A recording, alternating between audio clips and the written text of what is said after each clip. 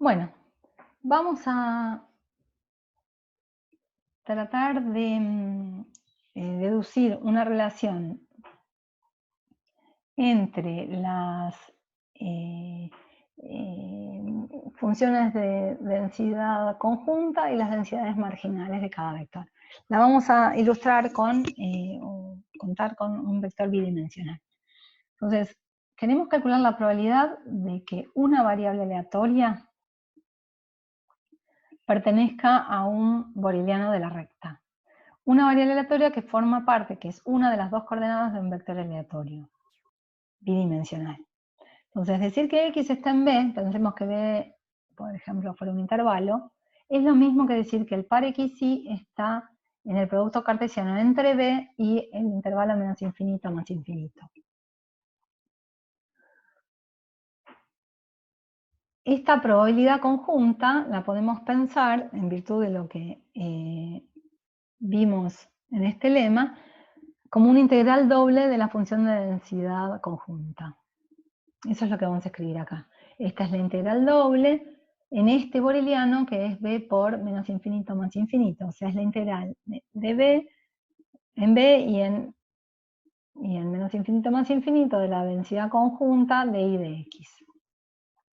Ahora podemos asociar, lo voy a hacer acá pintando de color, a esta integral del medio, que es una integral de menos a más infinito. Cuando nosotros calculemos esta integral, la dependencia no va a depender más de y, se nos va a haber ido la dependencia de y.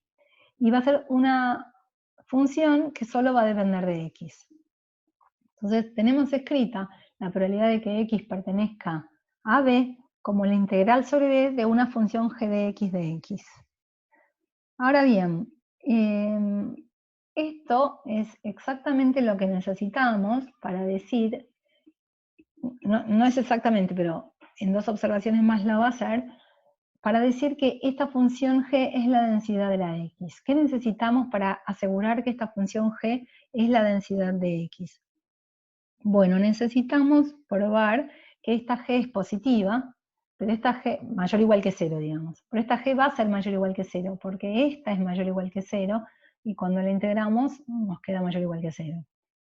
Y además necesitamos saber que esta función g integra 1 cuando la integramos de menos a más infinito, cuando este b es el intervalo menos infinito más infinito.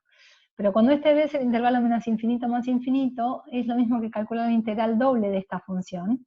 La integral doble de esta función ya sabemos que vale 1 por ser esta función de densidad conjunta. Entonces, lo que acabamos de encontrar es una fórmula para la función de densidad marginal de x, de uno de los componentes del vector, si tenemos la densidad conjunta. Es simplemente integrar la densidad conjunta con respecto a la variable de integración que no está presente acá. ¿Está bien?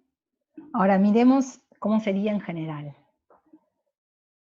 Esto nos da la relación general. Si uno toma un vector aleatorio continuo es absolutamente continuo, ¿no? Con función de densidad conjunta dado por la f sub xy, entonces tenemos que las funciones de densidad marginales vienen dadas por estas integrales. La marginal de x es agarrar la conjunta e integrarla con respecto a y, desde menos a más infinito. Y la marginal de y es integrarla con respecto a x. Fíjense que lo que estamos haciendo es que este x de acá, este valor de x queda fijo acá. Si yo quiero calcular el valor de la marginal de x en 8, tengo que poner x igual a 8 y hacer esta integral sobre todos los valores de y. Si quiero saber cuánto vale la marginal en 16, pondré 16 acá, calcularé la integral. Y se llaman funciones de densidad marginales por el mismo motivo que antes, cuando vimos los vectores aleatorios discretos, a las funciones de probabilidad puntual las llamamos marginales, digamos. Se llaman marginales, o les vamos a decir marginales, porque estamos en un contexto conjunto y para hablar de esta en vez de esta función. Bueno, fíjense que esto que acabamos de hacer es análogo a lo que hicimos con el caso del vector discreto.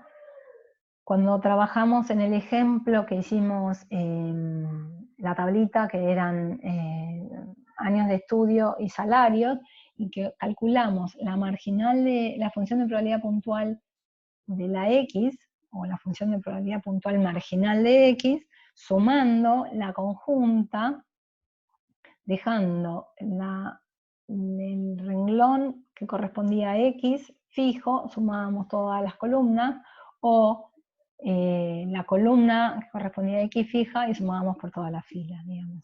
Como en el otro caso obteníamos la probabilidad puntual en el margen de la tabla, esa es la razón por la cual esto se llama marginal, acá va a ser lo mismo.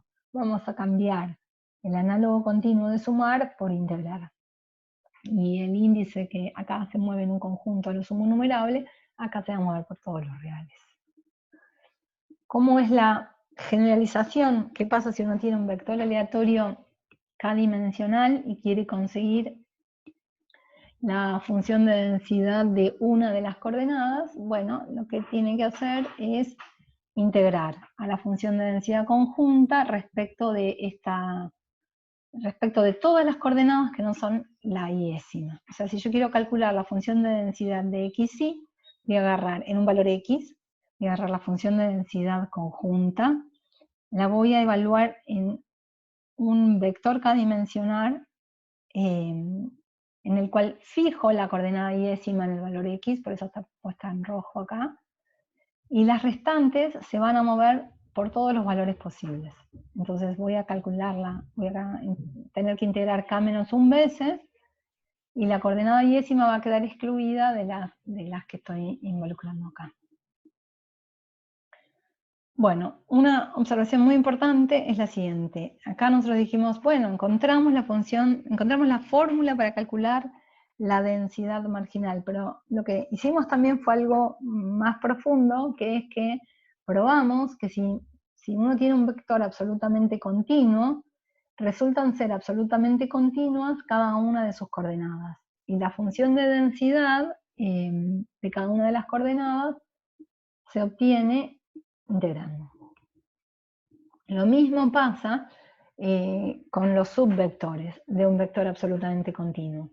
Si uno tiene un vector absolutamente continuo, cada uno de los subvectores que uno puede armar también es absolutamente continuo. Acá veamos un ejemplo. Me pareció mejor escribirlo con un ejemplo que escribir una cosa muy general.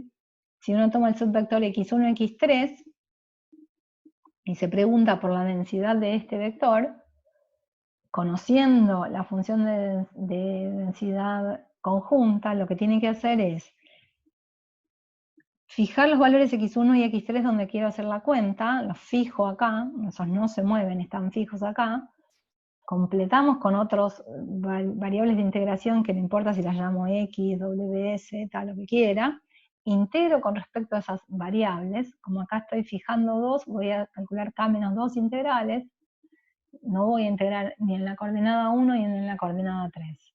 Y esto me va a dar, el miembro de la derecha, va a ser, de esta igualdad, va a ser una expresión que no va a depender más que de x1 y x3. Por eso tiene sentido esta igualdad. Bueno, de las variables, de los vectores absolutamente continuos con nombre, yo les voy a presentar dos. Hay varios que se suelen usar. Vamos a mirar en principio dos, a la distribución uniforme que la presento ahora y la normal multivariada que la voy a presentar al final. No en este video, sino en uno posterior. Vamos a decir que el vector aleatorio xy tiene distribución uniforme en una región contenida en R2, si su función de densidad está dada por esta que está acá. Una constante cuando xy están en A y 0 en caso contrario.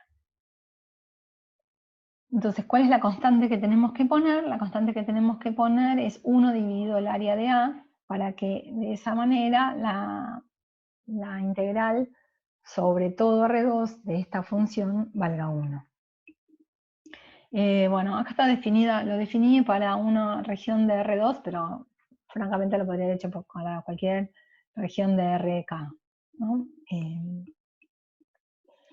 No tiene ninguna particularidad de R2 que no tenga RK. Y acá hay otro ejercicio que no lo voy a resolver acá, pero quizás haga después un video con las resoluciones de los ejercicios o les ponga los resultados, que es la siguiente. Si me dan un vector con distribución uniforme en el círculo de radio 1 y nos piden que obtengamos la función de densidad de cada una de las coordenadas, o sea, la de x y la de y. Como esto es simétrico en x e y, basta hacer una de las dos cuentas porque en la otra va a ser lo mismo. Y la pregunta es si las variables resultan uniformes. Muy bien. Vamos a introducir esta proposición que es análoga a la que vimos en vectores aleatorios discretos para vectores absolutamente continuos, que son condiciones de equivalencia para la independencia. Dado un vector absolutamente continuo, lo que ya vimos es que entonces cada coordenada va a ser absolutamente continua. Lo que esta proposición establece son equivalencias de independencias. Son todas equivalentes, que las coordenadas sean independientes, que la función de densidad conjunta se factorice, que la función de distribución conjunta se factorice, que existan funciones h sub i que vayan de los reales, de los reales en los reales positivos, que factoricen, y que existan funciones h sub i que factorizan a la función de distribución acumulada conjunta. La observación acá, estas es completamente análoga a la proposición del caso discreto, solo que hay función de densidad en vez de función de probabilidad puntual. Lo que puedo decirles es que me parece que es más útil este ítem 4 que en el caso discreto, porque muchas veces uno va a probar que un vector, que las coordenadas de un vector son independientes factorizando la función de densidad. Y en tal caso, de la misma forma que lo probamos en el caso discreto, la diferencia que va a haber entre estas funciones de densidad marginal y estas de acá van a ser las constantes. Va a haber constantes entre unas y otras. Lo que nos dice esta proposición, este ítem 4 de la proposición, es que si logramos factorizar a la función de densidad conjunta, entonces no hace falta que nos preocupemos demasiado porque integren 1. Basta con que esas funciones sean positivas. Porque la diferencia, el problema de integrar 1, simplemente se corrige multiplicándolas a cada una por una constante multiplicativa, que va a ser la integral de ellas para que, en toda la recta, para que finalmente integren 1. Bueno, miremos la demostración. En realidad la demostración no vamos a hacer mucho porque ya hicimos todo antes. Que 3 es equivalente a 5, o sea que la función de distribución conjunta se factoriza, si solo si se factoriza con las h's. Esa es la misma demostración que hicimos para el caso discreto, porque ahí solo tomamos límite, no usamos en el caso discreto nada de sumatorias ni nada. Que 1 es equivalente a 3 es la proposición 5.4 que vimos antes, que fue esa proposición que demostramos, que no demostramos, pero charlamos mucho con dibujitos y qué sé yo. Miremos 2 implica 3, que es que si la función de densidad conjunta se factoriza, entonces la función de distribución también se factoriza. La función de distribución conjunta es integrar desde menos infinito hasta estos valores que están acá a la función de densidad, poniendo los diferenciales en el orden correcto para que todo encaje. Como la función de densidad se factoriza, esta f se puede escribir como el producto de las f's. Y ahora, si quiero resolver esta integral con respecto a la coordenada k'ésima, todos los primeros k-1 factores pueden salir afuera de la integral. Y me queda la integral desde menos infinito hasta xk de f de xk evaluado en tk diferencial tk. Y lo mismo puedo seguir haciendo con respecto a los diferenciales, hasta llegar al diferencial de T1, para lograr escribir esto como un producto. Ahora, cada una de estas de acá es la función de distribución acumulada de la variable xy evaluada en el xy pequeño. Ya ven que es feo lo del papel, lo del lápiz, pero bueno, esta es una x mayúscula y esta es una x minúscula, un límite de integración o un valor donde se evalúa la función.